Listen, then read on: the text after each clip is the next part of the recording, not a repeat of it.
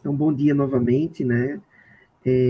Nessa fala, eu pensei em abordar algumas das questões relacionadas ao impacto do ruído para a saúde humana, é algo que eu tenho estudado nas pesquisas, nas extensões aqui na universidade, e acho que para iniciar, acho que é importante a gente destacar, né, o que é o ruído.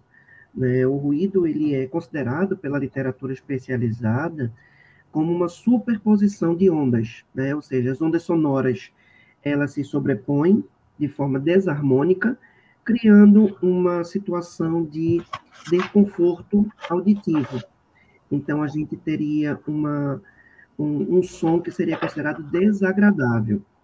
No entanto, quando nós falamos de impacto do som para a saúde humana, a gente tem que pensar que não é exatamente o fato de ser agradável ou ser desagradável que vai fazer com que a nossa saúde seja afetada, mas é a intensidade desse som e o tempo que nós passamos expostos a ele.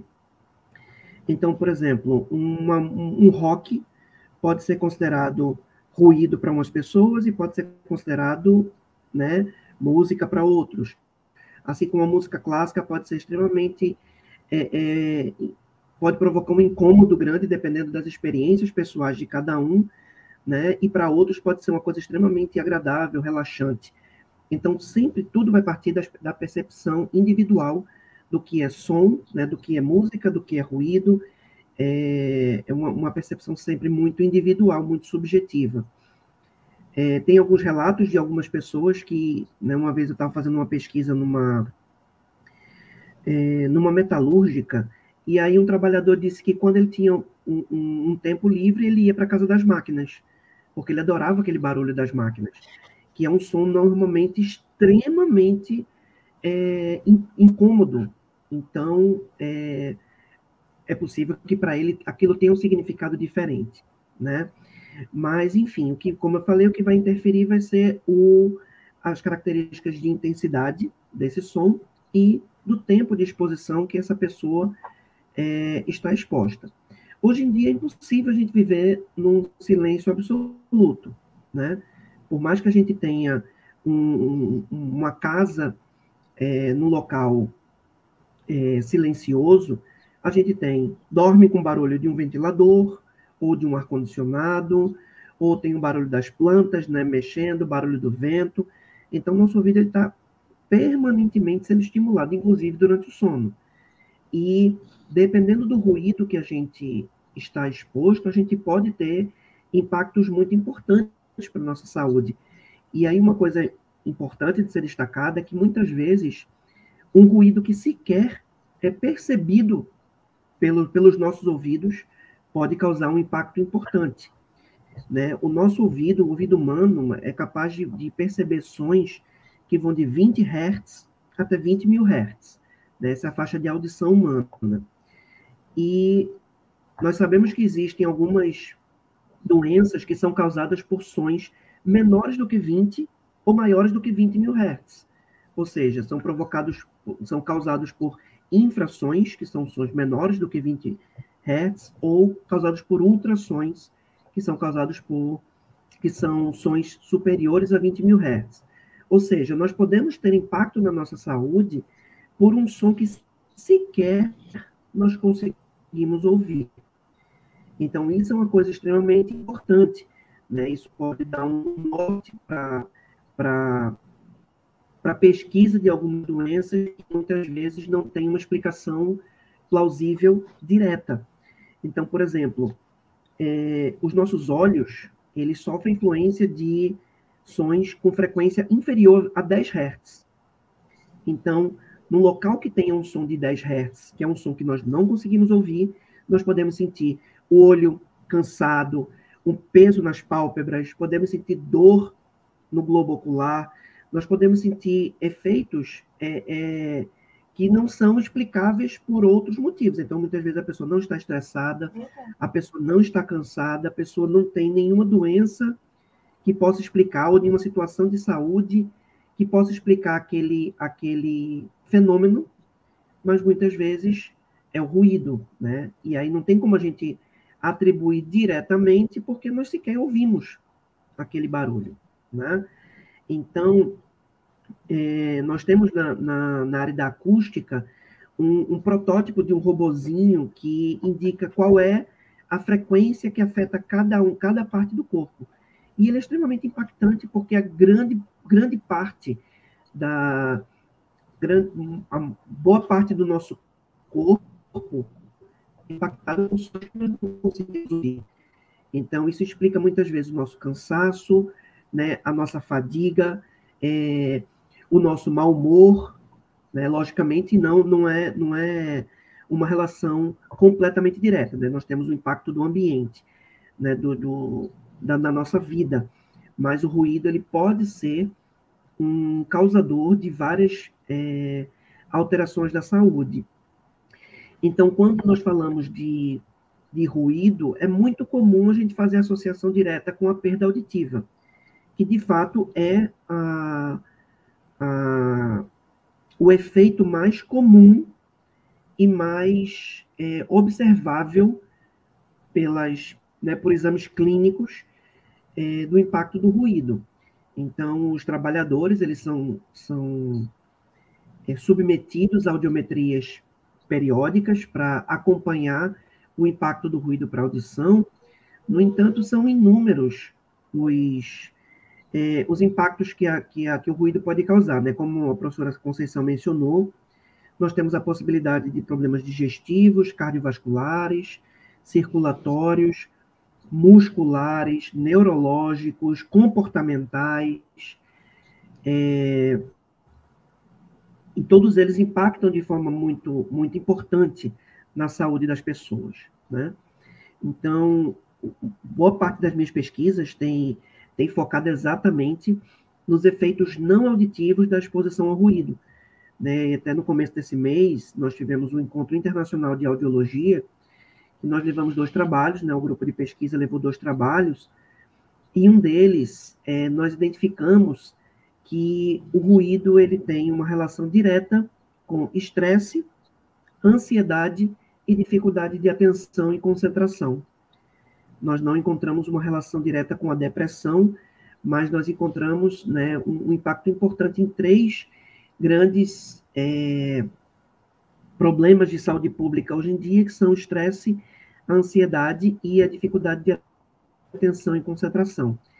Em outro estudo, nós encontramos também a relação direta entre as queixas de dificuldade de sono, distúrbios cardiovasculares, e nós estamos estudando agora o impacto do ruído para as questões gastrointestinais, na gastrite, na úlcera, na produção do vômito e outras questões gástricas que também são bem importantes. Então, a gente sabe, por exemplo, que um trabalhador, uma pessoa exposta a ruído constante, dependendo da frequência do ruído, por exemplo, um ruído de frequência inferior a 500 Hz, que é um ruído bem grave, ele pode provocar um aumento da produção de ácido clorídrico, né, e, consequentemente, aumentar a possibilidade de gastrites e úlceras. Então, aqueles trabalhadores que ficam na rua o dia inteiro, né, motoristas, guardas de trânsito, comerciantes, todos eles podem estar predispostos a ter uma doença ocupacional e que eu tenho certeza que poucos deles atribuem essas queixas ao ruído, né? Eles vão atribuir a uma alimentação ruim, ao estresse, à ansiedade, aos hábitos de vida, ao não ter horário para comer, mas poucos atribuem ao ruído. E a gente fez uma pesquisa há bastante tempo já, acho que 2013, 2012, por aí, eu estava recém-chegado na universidade, e aí nós fizemos uma pesquisa sobre o impacto do ruído naquela região do mercado de Mangabeira, ali na Josefa Taveira, né, que é uma região que, assim que eu cheguei aqui em João Pessoa, as pessoas diziam que era uma das regiões mais movimentadas e mais ruidosas da cidade. E aí nós fizemos uma pesquisa lá e nós identificamos que a maior queixa dos comerciantes daquele entorno era exatamente o ruído.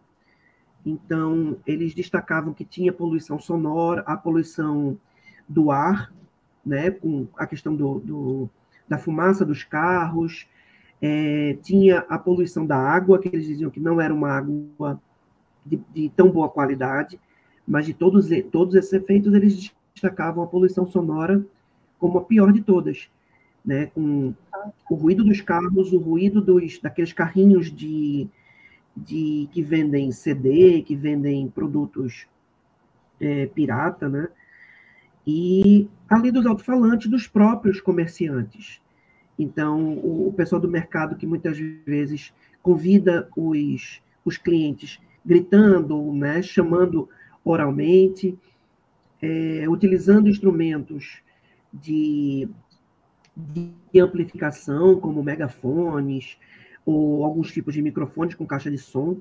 Então, tudo isso colabora para um ambiente muito ruidoso e que desencadeia, né, uma série de problemas de saúde. Então, hoje, como um dia, exatamente hoje, que é o Dia Internacional de Conscientização sobre o Ruído, né, é importante que a gente destaque essas questões, ressaltando o nosso papel enquanto educadores, né, enquanto produtores de conhecimento, e que podemos tentar reduzir o ruído na nossa cidade através de ações educativas.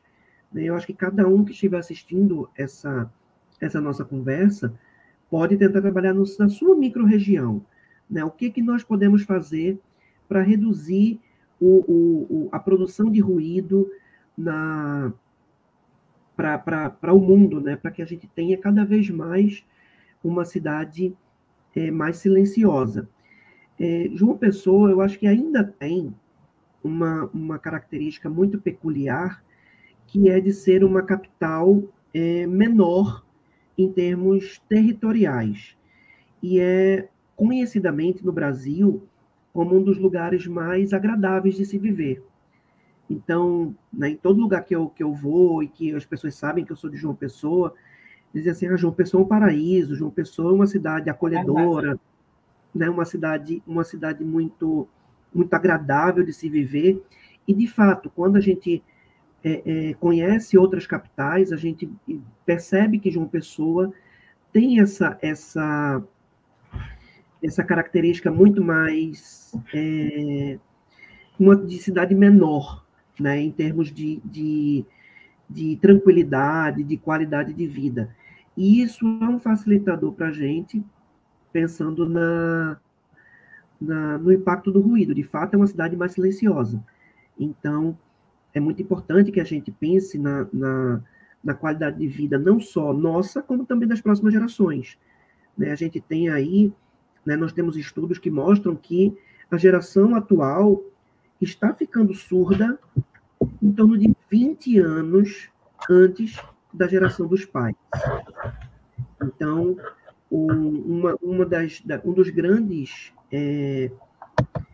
causadores de perda auditiva é o envelhecimento, e esse não é passível de prevenção, né? Pelo contrário, a gente quer que a população envelheça, né, com saúde, com qualidade, e o envelhecimento, a perda auditiva pelo envelhecimento, ela não tem um padrão de prevenção, mas quando a gente percebe que as pessoas estão ficando mais surdas, nós percebemos que está acontecendo envelhecimento com menos qualidade de vida. Então, um dos grandes trabalhos que a fonoaudiologia vem realizando é no sentido de conscientizar a população de que é importante que a gente ouça, né, ouça com qualidade, e envelheça também mantendo a nossa audição. O lema do INAD desse ano, que é o dia,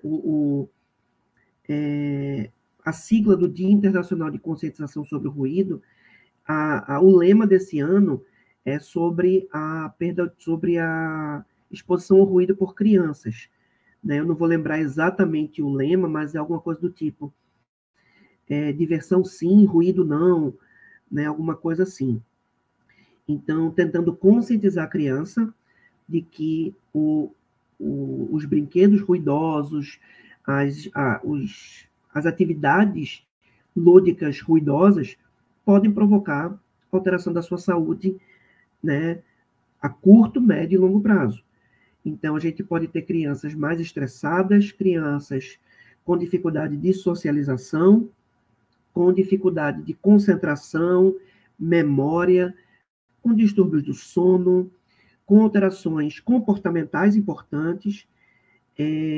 Ou seja, muitas das queixas que a gente costuma verificar muito nas escolas podem ter também o impacto do ruído. Então, é importante que a gente tenha um olhar extremamente atento para essa população infantil, para tentar minimizar o impacto do ruído, né? Tentar proporcionar algumas atividades que sejam, logicamente, divertidas, mas que não tragam uma exposição a ruído intensa, para que a gente garanta minimamente essa cultura, essa tradição de poder se divertir com segurança. E aí, quando a gente fala do adolescente, uma coisa muito importante é o uso do fone de ouvido. Né? O adolescente, ele tem, eu acho que é uma etapa da vida que, muitas vezes, acho que a música até faz mais... acaba fazendo mais sentido naquele determinado momento. Então, é um período em que a interação social começa a se diferenciar da fase da infância e a gente consegue verificar um alto índice de jovens já com perdas auditivas por conta do uso dos fones de ouvido. Então, às vezes, a gente está numa fila de banco, em qualquer lugar, a gente consegue ouvir o que a pessoa está ouvindo no fone de ouvido por conta daquela intensidade muito elevada. Então, isso já é uma predisposição, já pode ser uma predisposição desse jovem a ter uma perda auditiva futura, né? Pensando que esse é um jovem que vai ingressar no mercado de trabalho e que pode ter também uma exposição a ruído ocupacional.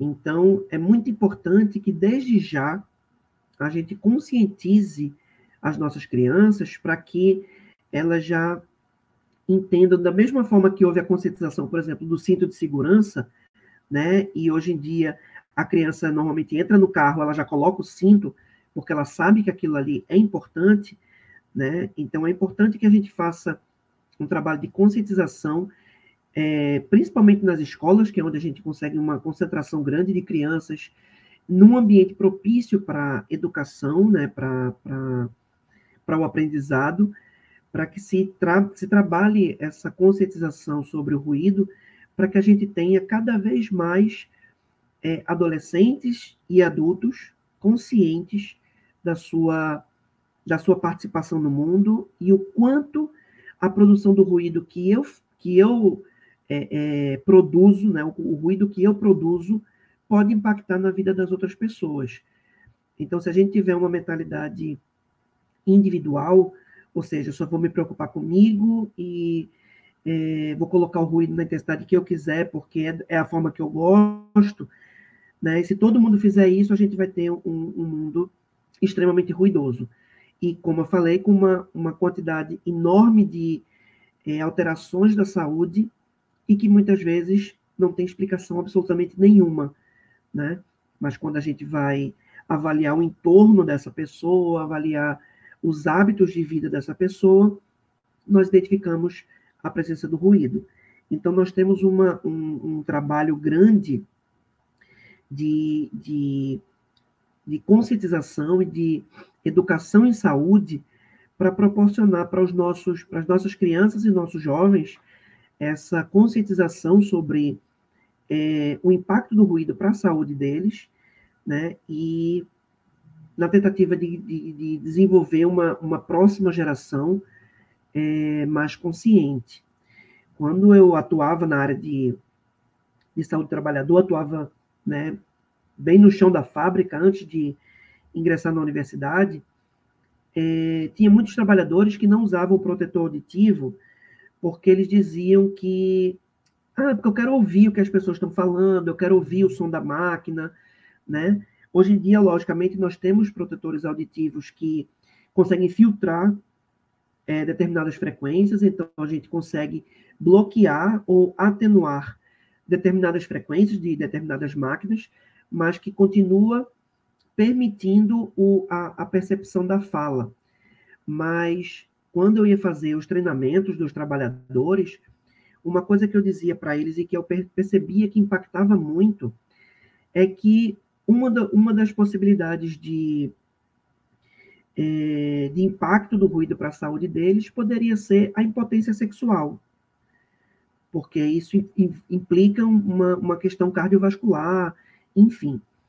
E aí era nesse momento em que eu percebia que eles começavam a se preocupar. Né? Então, eles não se preocupavam com o ruído para audição, para a sua saúde mental, para a sua saúde cardiovascular, endócrina, metabólica. Eles se preocupavam com a questão sexual, né? Mas que, de fato, pode acontecer. Então, muitos trabalhadores se queixam, por exemplo, de dormir mal, de terem insônias importantes, dores de cabeça, enxaquecas, tudo mais, mas muitas vezes não é essa a preocupação deles. A preocupação deles pode ser outra. Então, acho que é importante que a gente faça uma conscientização desde cedo, para que todas as gerações, né, que vierem a partir de agora comecem a ter uma conscientização maior e que a gente possa ter, de fato, uma cidade ainda mais silenciosa. Né? Silenciosa quando nós quisermos, claro. Né? Acho que tem momentos em que o som ele vai se mostrar importante em intensidades elevadas, né? Mas o que vai impactar sempre é o equilíbrio, né? Eu não devo estar exposto àquele som durante muitas horas por dia, durante vários dias por semana, né? A diversão é importante, a música, os sons eletronicamente amplificados são importantes, com parcimônia, né? Desde que a gente use esses recursos como uma forma apenas de hobby, de diversão, mas se protegendo. E em relação aos trabalhadores que estão expostos ocupacionalmente ao ruído, nós temos que propiciar as medidas de proteção. Né? E aí a gente inclui também os músicos. Né? Quando a gente fala do músico, a gente costuma pensar sempre no músico como uma atividade, como realizando uma atividade de lazer. Mas nós temos os músicos trabalhadores, as pessoas que trabalham com música e que precisam da exposição ao som como forma de trabalho. Então, para todos esses trabalhadores, nós precisamos desenvolver ainda mais estratégias de proteção para que eles possam lidar com essas atividades sempre com muita saúde e com muita segurança. Então, enquanto fonoaudiólogo do trabalho, um dos meus esforços é sempre dar longevidade à atividade profissional daquele trabalhador, para que ele consiga executar a sua atividade profissional sempre com saúde, com segurança, até enquanto ele quiser ou até ele puder, né, sem que ele precise ser aposentado por invalidez ou ser afastado das atividades por incapacidade.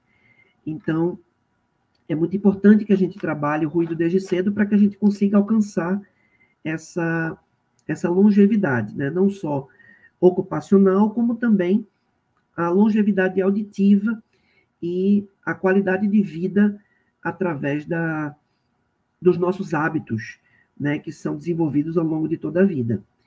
Então, acho que era essa a minha contribuição, né? Eu me coloco totalmente à disposição aqui para colaborar, né? Se tiver perguntas também, né? E agradeço mais uma vez a professora Conceição, né, pelo convite. Para mim é muito gratificante participar de um evento desse, dentro do Centro de Artes, né, do centro do CCPA, né, que mostra que o ruído não é só uma preocupação da saúde, mas também é uma preocupação de quem está no dia a dia das artes também, né, me colocou também à disposição e agradeço o convite. Muito obrigada, doutor Wagner. Importantes colocações aqui no chat.